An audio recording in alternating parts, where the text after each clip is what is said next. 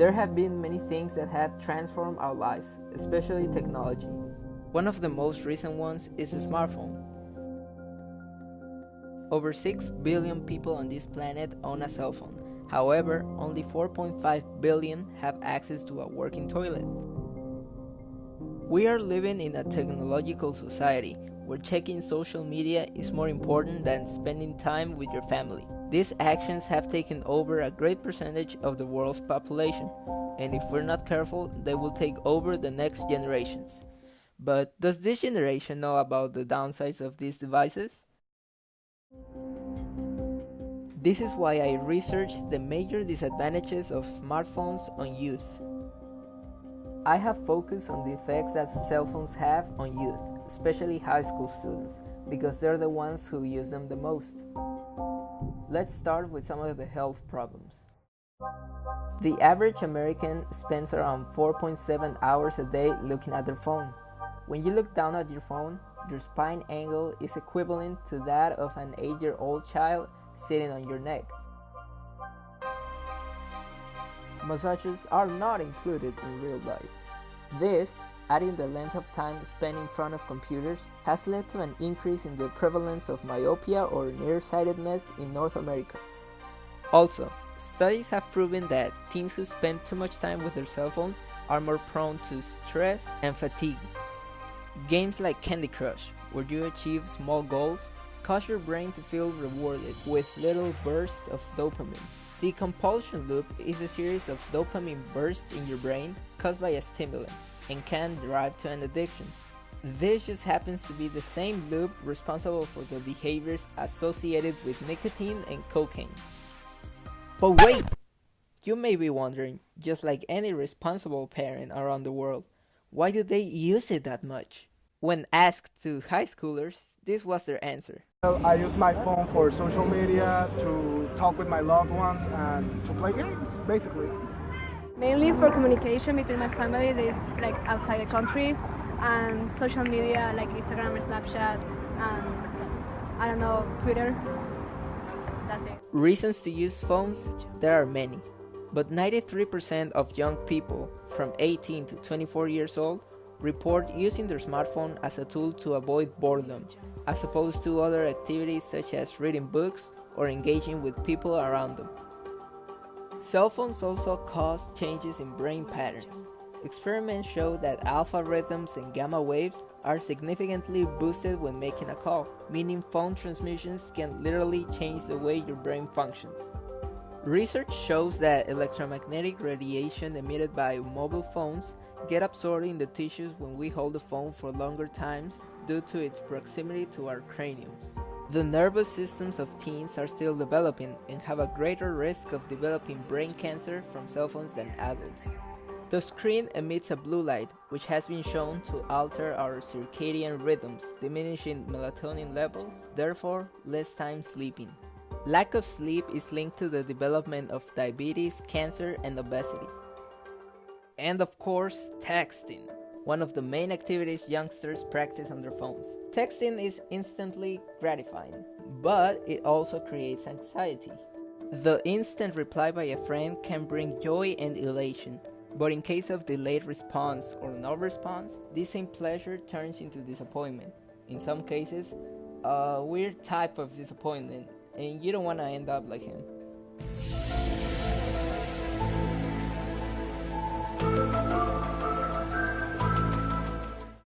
And even though texting is pleasing, nearly 1/3 of teens are victims of cyberbullying, and that's not cool.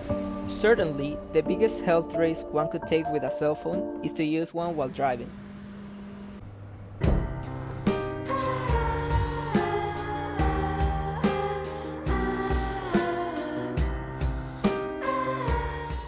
That's a lot, right? Well, those were some of the health issues that phones bring to our lives. Let's talk about school now, and there's no better place to analyze than my high school, Lamar.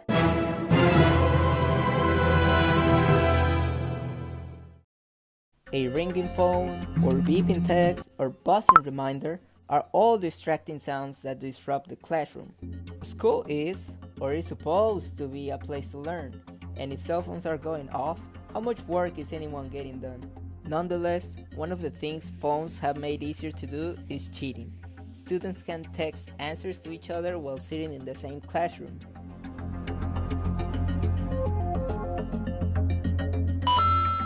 A student in a morning class can take a picture of the test questions with their phone camera and text it to a friend who has the same class in the afternoon, allowing for more opportunities to cheat. Besides that they interrupt the class, it is rude to spend time texting or talking on a cell phone. Students need to develop face-to-face relationships, and if they spend a majority of their time at school communicating on their phones, it can later become uncomfortable and they're not learning how to build a relationship in person.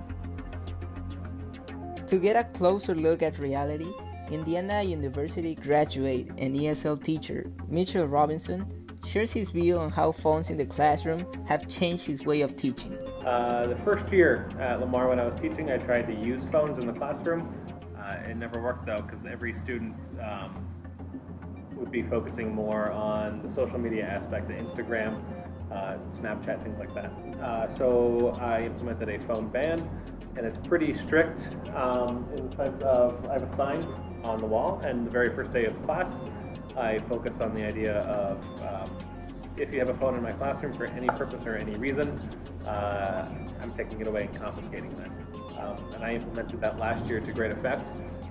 This year I thought if I was a little bit more lenient, what would happen? And because I was a little bit more lenient and I allowed phones to be on the desks, every student's more focused on their phones than anything else. Moreover, people can invade your privacy and personal data. This happens because teens are likely to upload all their private information to the cloud, or maybe they have some inappropriate content that they don't want anyone to see. The multitasking student has a lot to keep track of, and having a cell phone in school is just one more thing. Cell phones are attractive, full of cool technology, and expensive. Schools that allow students to have cell phones in campus have seen a tremendous increase in theft complaints. It can get pricey to replace that lost, misplaced, or forgotten phone. Humans are known for having relationships with more people, and I'm not only talking about sexual relationships, but it's our way of getting to know people and make a connection with them. Yet, real-life interactions are dulled when a person feels the urge to check their phone, and the distraction a phone provides one partner doesn't make the other person feel good. This applies to the way we communicate as well. During conversations where someone pulled out a smartphone while talking, the participants rated the conversation as less fulfilling and felt less connected to their partner than in conversations when no one pulled out a phone. Lastly, one of the most important aspects and often ignored is the language and our way to express things. Smartphones have materially affected language use. These days, it's a common sight to see people write LOL or SRSLY instead of expressing themselves through fully realized language. These reduced thoughts often necessitate abbreviation of words that could become habitual, given enough time and use, with the potential to spill into normal conversation. And despite all the things I said, smartphones are a useful tool that lets us learn new things, talk with friends and family through social media such as Snapchat or Instagram, among other things. But no, wait a second. Was this video made in vain? Are smartphones good or bad? Can you decide already? Cell phones are great tools, believe me, but just like everything, they have their drawbacks. These are even more threatening to all the aspects we talked about if they're used on a daily basis for a long period of time. In conclusion, enjoy them, take advantage of them, but don't overuse them.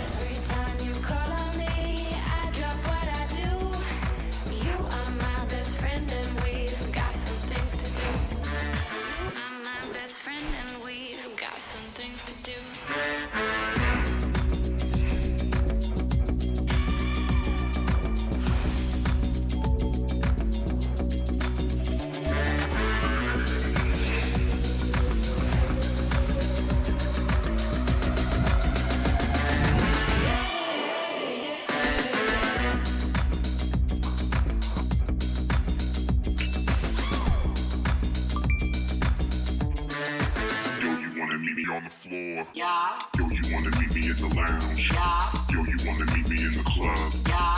Yo, you wanna meet me downtown? Okay.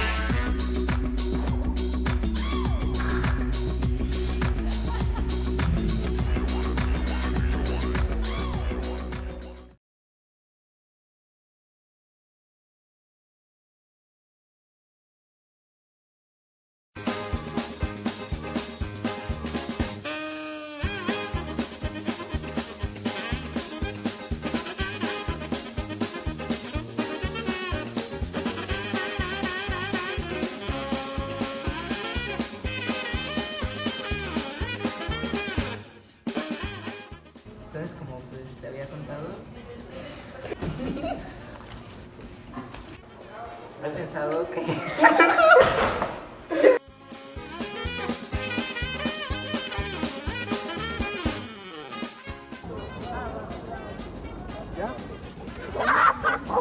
Pensé que me ibas a preguntar la pregunta como le ibas a hacer a No, yo pensé que ya ibas a decir porque... Teacher because of phones, and how does it make you feel?